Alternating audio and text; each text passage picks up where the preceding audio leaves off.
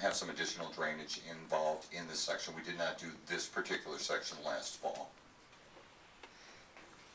I guess the question that I have is in response to the concern of many people who have come forward about inviting people versus opening the bid up so that any qualified company could come in and bid. Are we ever going to get to that place where we'll put out an advertisement and say we're accepting bids from qualified companies instead of going through just the invitation process?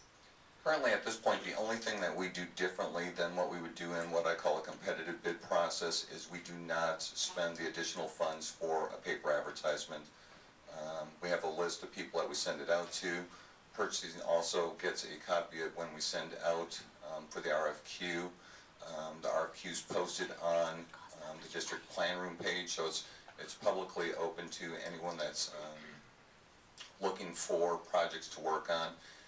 In addition, if anyone calls, we add them to the list. We don't make a judgment on whether they're qualified or not. So the only thing that we do differently, other than having a bid opening and expending the money to put it in a paper. Would that add a lot of cost and to the process and work to the process to put it out? I'd have to double check exactly what the cost. We have to advertise, for a competitive bid, we advertise in 2 consecutive weeks. So we have 2 ads that we have to run. The rather large ads, if you've ever looked at any of the construction bids that are in the Contra Costa Times, I think it's in excess of $1,000 per ad.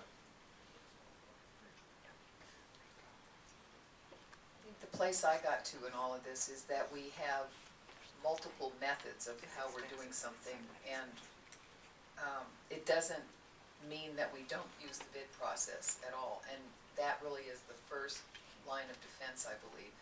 Again, I'm hoping that my impression is correct here in the lease-leasebacks when I talk with districts and here, is that it's specific to particular projects where maybe you may not have a multitude of folks who are able to complete a project like that within that time frame. And it doesn't mean we're going to get a bad deal. I think the premise we're trying to work from, that I was telling Mr. Cody, if we can constantly explain to the public, what we're trying to do is get the best price for the best product. And whether that's through a lease-leaseback or a competitive regular bid that you recognize, the same criteria is always in place. There's a concept of what a project would reasonably cost.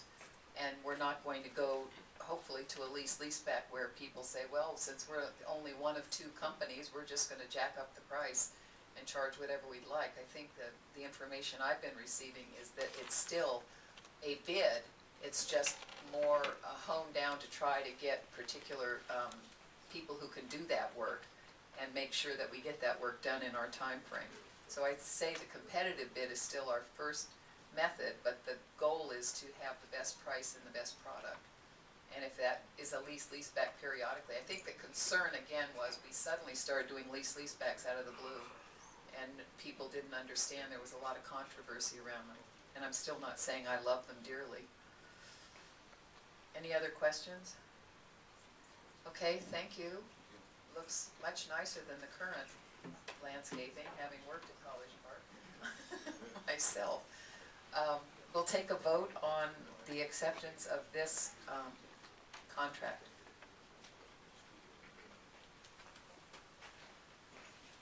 Motion carries 4-0-1. Next.